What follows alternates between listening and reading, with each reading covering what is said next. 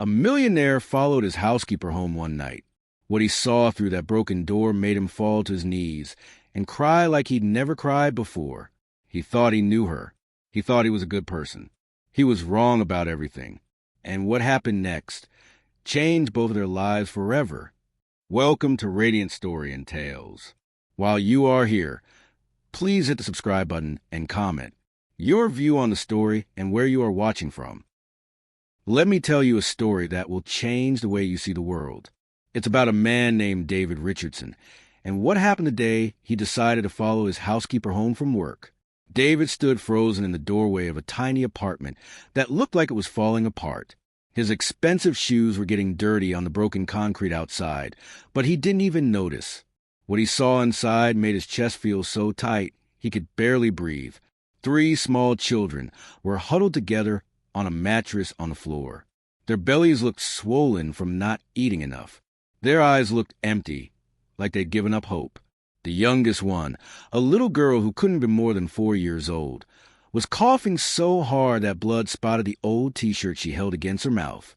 And there, in the corner of that tiny room, was Sarah, his housekeeper, his employee of 2 years. She was on her knees, crying like her whole world was ending. She had no idea he was standing there. She had no idea he'd followed her home. And what broke David's heart more than anything was realizing that every single day, Sarah left this nightmare to come clean his mansion, wearing a smile that hid an ocean of pain. But let me take you back to the beginning, because what led David to that broken-down apartment that evening is a story nobody could have predicted. 3 weeks earlier, everything seemed normal at the Richardson estate in the wealthy suburbs of Atlanta, Georgia. Well, as normal as things could be for a man who had more money than most people could dream of. David Richardson was the kind of rich that made other rich people jealous. At 38 years old, he owned a chain of luxury hotels across the Southeast, real estate in Atlanta, Miami, and Charlotte, and a tech company that was making millions. His house sat on 5 acres with fountains, gardens, and so many rooms he'd lost count. But money, as David was learning, doesn't fill the empty spaces in your heart. He was sitting in his home office that Tuesday morning when Sarah came in with his coffee. She always moved so quietly, like she was trying not to disturb the air around her. She'd been working for him for 2 years now, and in all that time, she'd never caused any problems, never complained, never asked for anything extra. "Good morning, Mr. Richardson," Sarah said softly, placing the coffee cup on his desk. David barely looked up from his laptop. "Morning." She turned to leave. "Sarah, wait." She stopped, her shoulders getting stiff. "Yes, sir?" "The coffee yesterday was cold. Make sure it doesn't happen again." Her face didn't change at all. "I'm very sorry, sir.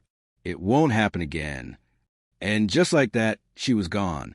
David felt a tiny stab of guilt, but he pushed it away. He was a businessman. He had standards. That's what kept everything running smoothly, right? What he didn't know was that Sarah had burned her hand badly the day before while rushing to make his coffee hot enough. She'd wrapped it in an old bandage and said nothing, because speaking up, asking for help, showing any weakness, those weren't things she could afford to do. Sarah lived in a completely different world from David, a world where every single penny counted, where meals were a luxury instead of something you just expected. She was 26 years old, though life had made her look older. After her husband died in a construction accident 3 years ago, everything in her life had fallen apart. She was left alone with 3 children. There was Tommy, who was 8, Emma, who was 6, and little Grace, who was 4 years old and very, very sick. Grace had pneumonia that kept coming back, the kind that needed medicine, good food, and rest. But Sarah couldn't afford any of those things. The free clinic gave her some basic medicine, but it wasn't enough. Grace was getting worse, and Sarah could see death getting closer every single day, every morning. Sarah woke up at 4 a.m. in the one-room apartment they called home in a rough neighborhood on the south side of Atlanta. She'd boil water if they had any. She'd try to make oatmeal for the children, if there was any left. Most days there wasn't. Most days Tommy and Emma went to school with empty stomachs, and Grace stayed home, too weak to even stand up. Then Sarah would take 2 buses and walk half a mile to reach David's mansion in Buckhead, She'd work from 7 in the morning until 7 at night, scrubbing floors, washing clothes, cooking meals she could never afford to make for her own children. And she'd smile. She'd say, "Yes, sir," and "No, sir," and never let anyone see the storm raging inside her, because she needed that job. It was the only thing keeping her children alive. But something was about to change.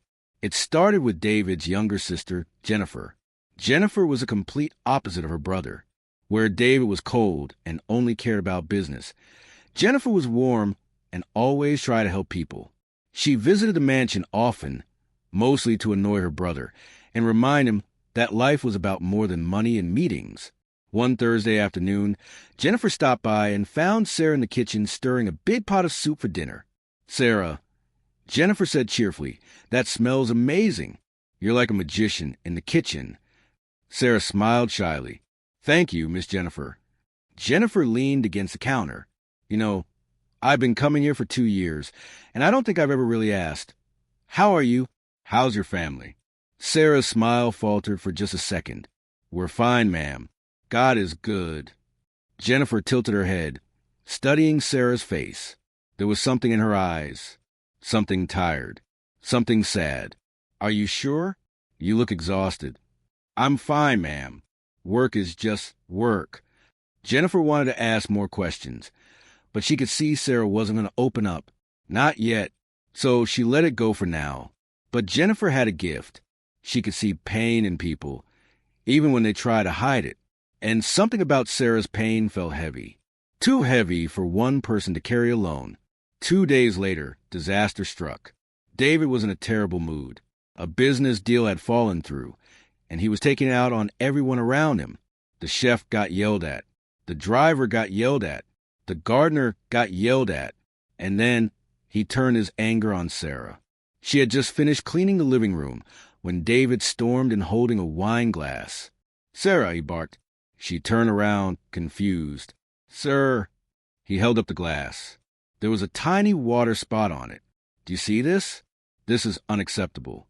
I pay you good money to do your job properly, not halfway." Sarah's face went red. "I'm sorry, sir. I'll clean it again right now." "You should have cleaned it properly the first time." His voice was sharp, cutting. "I don't know what's wrong with you lately, but you need to focus. If you can't do your job, there are 1,000 other people who can." Sarah felt tears burning in her eyes, but she swallowed them down. "I'm very sorry, sir. It won't happen again." "It better not." He walked away, leaving Sarah standing there, trembling. She wanted to scream. She wanted to tell him that she'd been awake all night, because Grace was coughing up blood. She wanted to tell him that she hadn't eaten in 2 days, so her children could have a little extra food. She wanted to tell him that every single day she fought just to keep going, just to keep surviving, while he complained about water spots on glasses. But she said nothing, because she couldn't afford to lose this job. That evening, as Sarah was getting ready to leave, Jennifer showed up again. She saw Sarah's red eyes and the way her hands were shaking as she packed her bag. "Sarah, what happened?" "Nothing, ma'am. I'm fine." "You're not fine. Talk to me." Sarah shook her head. "It's nothing, ma'am. Just a long day." But Jennifer wasn't going to let it go this time. She gently took Sarah's hand. "Please, let me help you." And that's when Sarah broke. The tears came flooding out like a dam had burst. "My daughter is dying, ma'am. She needs medicine I can't afford. We don't have food most days. I try so hard, but it's never enough. I don't know what to do anymore. I don't know." Jennifer's heart felt like it was breaking into pieces. She pulled Sarah into a tight hug. "Oh, Sarah, why didn't you say anything? Why didn't you tell us?" "Because people don't care, ma'am. They just don't. And I can't lose this job. It's all I have." "I care," Jennifer said firmly. "And we're going to fix this. I promise you." The next morning, Jennifer stormed into David's office. "David, we need to talk. Right now." He didn't look up from his computer. "I'm busy, Jen." "I don't care. We need to talk about Sarah." That got his attention. He frowned. "What about her? Do you know anything about her life? About what she's going through every single day?" "She's my housekeeper, Jennifer, not my friend." I pay her a fair wage. That's our relationship. Jennifer's eyes flash with anger. She has 3 children, David. Her youngest daughter is dying. She can barely afford to feed them. And yesterday you screamed at her over a water spot on glass. David felt something twist uncomfortably in his chest. I didn't know. Because you didn't ask. Jennifer's voice rose. You're so wrapped up in your money and your business deals that you can't even see the people right in front of you. Real people with real problems. For the first time in a very long time, David felt ashamed. What do you want me to do? He asked quietly. Jennifer leaned forward, her voice intense. Follow her home today. See how she really lives. See what her world looks like. And then maybe, just maybe, you'll understand what real struggle actually means. That evening, David did something he'd never done before in his life. He followed Sarah home. He stayed far behind her as she took the first bus, then transferred to the second one. He watched as she walked through crowded streets that got rougher and more run down with each block. He watched as she turned into a neighborhood where the buildings were falling apart, where broken glass littered the sidewalks, where the streetlights didn't work. And then she stopped in an apartment building that looked like it should have been condemned years ago. The windows were cracked. The walls were stained with mold. The front door hung crooked on its hinges. Sarah climbed 3 flights of stairs. The elevator was broken, and unlocked the door at the end of a dark hallway. David moved closer, his heart pounding in his chest. And that's when he saw it. That's when he saw everything. The apartment was one tiny room, maybe 12 feet by 12 feet. There was a mattress on the floor with holes in it. A single pot sat in the corner next to a camping stove. 3 children sat huddled together, their clothes dirty and too small. The walls were covered in water stains and peeling paint. The oldest boy, Tommy, had his arms around his little sisters, trying to keep them warm even though it wasn't cold outside. They were just that thin. Emma was crying quietly, her stomach obviously empty and hurting. And little Grace was lying on the mattress, coughing in a way that sounded like she was drowning. Her lips had a blue tint to them. Her breathing was shallow and painful. Sarah stepped inside and just collapsed. She fell to her knees right there in the doorway and started sobbing a way that broke something deep inside David's chest. It was the sound of someone who had fought as hard as they could and was finally breaking under the weight of it all. I'm sorry, Sarah sobbed to her children. I'm so sorry, babies. Mama's trying. I'm trying so hard. Tommy crawled over to her and wrapped his thin arms around her neck. It's okay, Mama. We know you love us. We know you're doing your best. But even as the little boy tried to comfort his mother, his own stomach growled so loud that David could hear it from the hallway. David couldn't move. He felt like someone had punched him in the stomach, and he couldn't catch his breath. His legs were shaking. His eyes were burning with tears. He hadn't cried in years. This woman who served him coffee every morning, who cleaned his floors, who cooked his meals, was living like this. She was watching her daughter die while he complained about water spots on glasses. What kind of man had he become? David stepped back quietly, his whole body trembling. He walked back down those dark stairs, got into his car parked several blocks away, and just sat there in the darkness for a long time. Then he pulled out his phone and made a call. Dr. Patterson? This is David Richardson. I need you to come with me first thing tomorrow morning. Early. It's an emergency. Are you hurt, David? What's wrong? It's not for me, David said, his voice thick with emotion. It's for someone who needs you a lot more than I ever will. The next morning, Sarah woke up at 4 in the morning like she always did. But this time, Grace's coughing was worse. Much, much worse. The little girl could barely breathe. Her lips were turning blue. Her eyes were rolling back. Grace, please, baby, hold on, Sarah begged, pressing a wet cloth to her daughter's burning forehead. Please don't leave me. Please, God, don't take my baby. Tommy and Emma watched with huge, frightened eyes. Mama, Emma whispered, is Gracie gonna die? No, Sarah said fiercely, even though her own heart was breaking. No, she's gonna be fine. She has to be fine. But deep down, Sarah knew the truth. She could feel it in her bones. Death was knocking at her door, and she had no way to fight it off. No money for the hospital. No medicine. Nothing. She held Grace close and prayed harder than she'd ever prayed in her entire life. And then, at exactly 6 a.m, there was a knock on the door. Sarah froze. Nobody ever came to their apartment. Nobody even knew they existed here. She carefully laid Grace down and opened the door with shaking hands. Standing there in the dim hallway, in his expensive suit and shiny shoes, was David Richardson, and behind him stood a man in a white coat carrying a medical bag. Sarah's mouth fell open.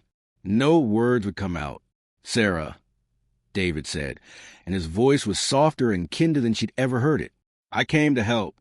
Please, may we come in?" Sarah was too shocked to speak. She just stepped aside, her mind spinning, unable to understand what was happening. David had to duck slightly to enter through the low doorway.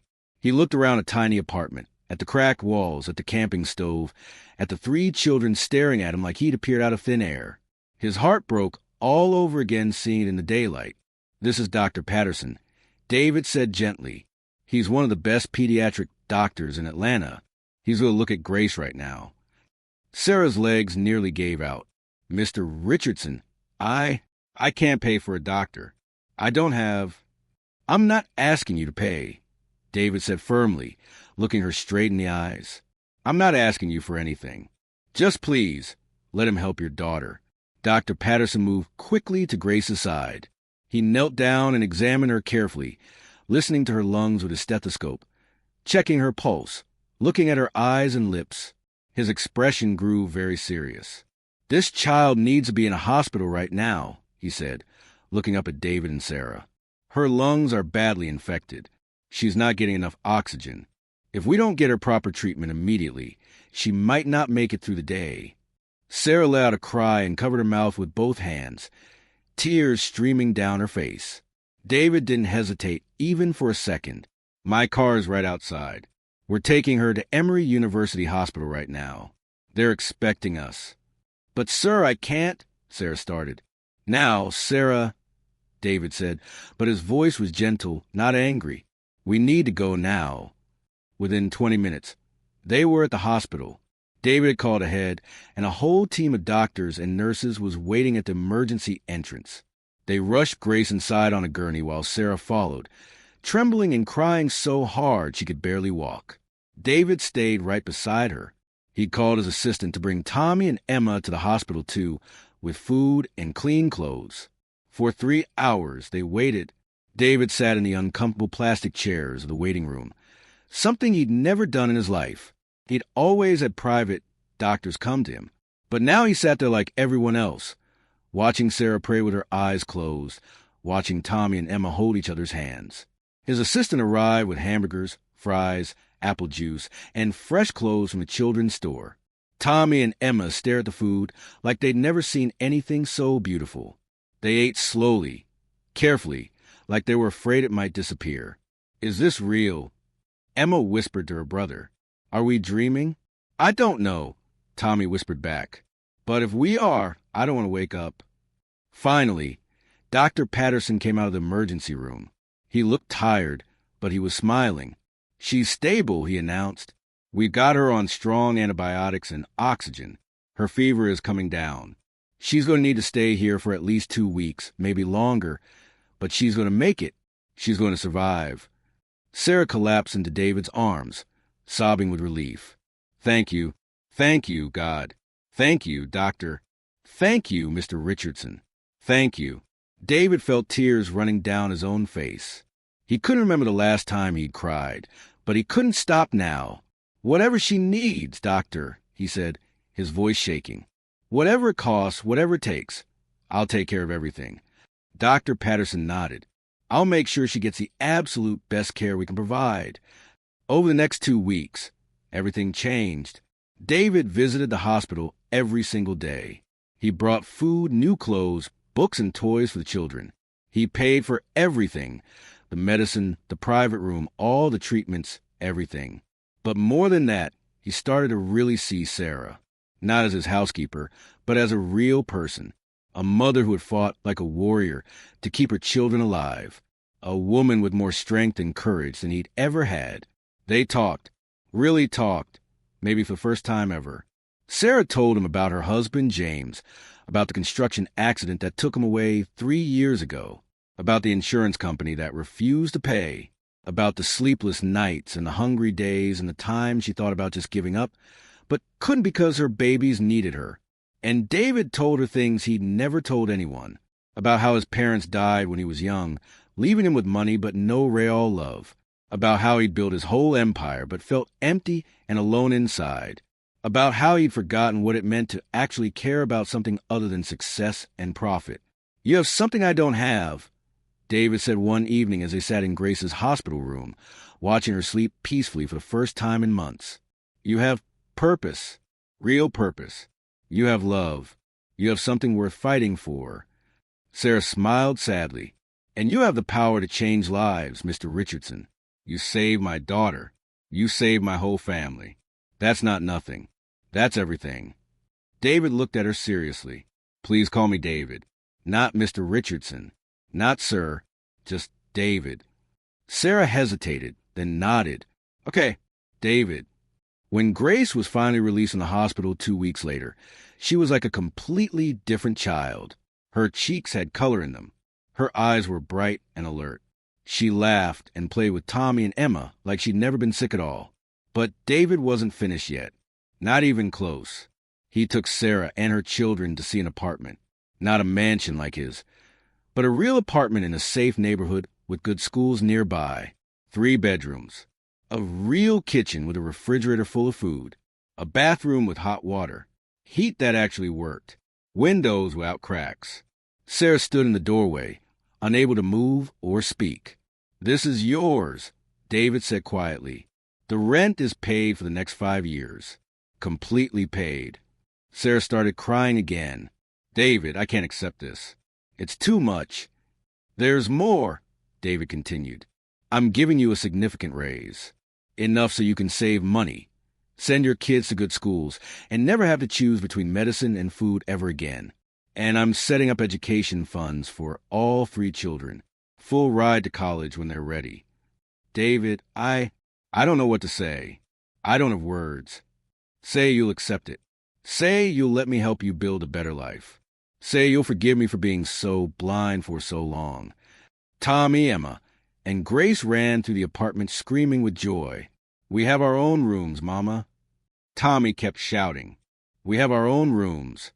And Sarah, for the first time in 3 long, terrible years, felt something she'd almost forgotten existed. She felt hope. But the biggest change of all was in David himself. He couldn't go back to the way things were before. He couldn't unsee what he'd seen. He couldn't unknow what he now knew, that while he'd been living in luxury, people just like Sarah were suffering right under his nose, invisible to him because he'd chosen not to look. So he did something he'd never imagined doing. He started a foundation called Second Chances. It was a non-profit dedicated to helping single parents and struggling families. He used his wealth to build affordable housing, open free medical clinics, provide job training, and create after-school programs for kids who needed them. Jennifer was so proud of her brother, she could barely contain it. "I knew there was a good man in there somewhere," she said, hugging him tight. "I knew it." David smiled. "It took the right person to show me. It took Sarah." Sarah and David remained close. She continued to work for him, but everything was different now. They were friends, real friends. She helped him run the foundation, sharing her own story at fundraising events to inspire others and show them what was possible. One evening, about 6 months after that life-changing day, they were sitting in David's office reviewing proposals for new projects. The foundation had already helped over 200 families, and they were planning to expand to other cities. "Sarah, I need to tell you something," David said suddenly, looking nervous. She looked up from the papers. "What is it?" He took a deep breath. "I've spent my whole life chasing success, thinking that's what would make me happy. But it didn't. It just made me lonely and empty. And then I followed you home that night, and I saw what real strength looks like, what real love looks like, what actually matters in life. And it changed everything. You changed me. Sarah was quiet, her eyes searching his face. I'm not asking for anything, David continued quickly. I just wanted you to know that you've given me something more valuable than all the money in the world. You've given me a reason to be a better person, a purpose. Sarah reached across the desk and took his hand. David, you saved my daughter's life. You saved all of us. You gave us a future we never thought we'd have. You'll always be a hero to us. Always. They sat there for a moment. Two people from completely different worlds, brought together by pain and transformed by compassion. 5 years later, Grace was healthy and thriving in school. She wanted to be a doctor, inspired by Dr. Patterson, who still checked on her every few months. Tommy had a full scholarship to a private high school and dreamed of becoming an engineer. Emma was excelling in art and had won several competitions. And Sarah had become the executive director of Second Chances Foundation. Under her leadership, they'd helped thousands of families across Georgia, Tennessee, and Florida. She traveled, gave speeches, and met with lawmakers to advocate for the working poor. David stood on a stage at the foundation's annual fundraising gala, looking out at a crowd of over 500 people. Sarah stood beside him in a beautiful dress, smiling with confidence he'd never seen in her before. 5 years ago, David said into the microphone, his voice carrying across the ballroom, I was a man who had everything and nothing at the same time. I was rich in money, but completely poor in spirit. I had a mansion, but no home. I had employees, but no real friends. I had success, but no purpose. He paused, letting his words sink in. And then I met someone who taught me that true wealth isn't measured in bank accounts or square footage or business deals. It's measured in the lives you touch, the people you help, the love you give and receive. It's measured in moments of real human connection. He turned to Sarah, and there were tears in his eyes. Sarah, thank you for teaching me how to be human again. Thank you for showing me what really matters. Thank you for giving me a second chance at life. The crowd applauded, but David didn't care about the applause. He cared about the smile on Sarah's face, the joy in her children's eyes as they sat in the front row, dressed in their Sunday best, the knowledge that he had finally found what he'd been searching for his whole life. Purpose, connection, love. Because sometimes the greatest treasures in life are hidden in the places we never think to look, in the faces of the people we pass every single day without really seeing them, in the hearts of those who serve us quietly, carrying burdens we know nothing about. And sometimes all it takes is one moment, one decision to actually look, to actually see, to actually care, to change everything. David had followed his housekeeper home that night. What he saw there broke his heart into a million pieces. But what came after? What came after healed it completely and made him whole for the first time in his life. As the gala ended and people filed out into the warm Atlanta night, David stood with Sarah and her children in the empty ballroom. You know what the best part is? David said quietly, What's that? Sarah asked, This is just the beginning. We're going to help so many more people. We're going to change so many more lives.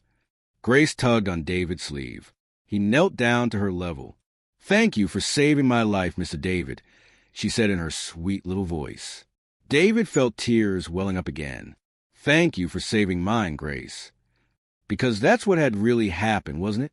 On the day he decided to follow Sarah home, on the day he decided to finally open his eyes and see the suffering right in front of him, on the day he chose compassion over comfort, that was the day his own life was saved. That was the day David Richardson finally became the man he was always meant to be. And it all started with one simple choice, to see another person, to really, truly see them. Maybe that's the lesson all of us need to learn. Maybe we all need to look a little closer at the people around us, the ones who serve us, who work for us, who we pass on the street without a second glance. Because you never know what someone is going through. You never know what battles they're fighting behind that smile. You never know when a small act of kindness might literally save a life. So, look, really see the people around you. Because sometimes the person who needs help the most is standing right in front of you. And sometimes the person who needs the help is you. If this story touched your heart, please like, comment, and subscribe for more inspiring, true stories about compassion, hope, and the power of human kindness.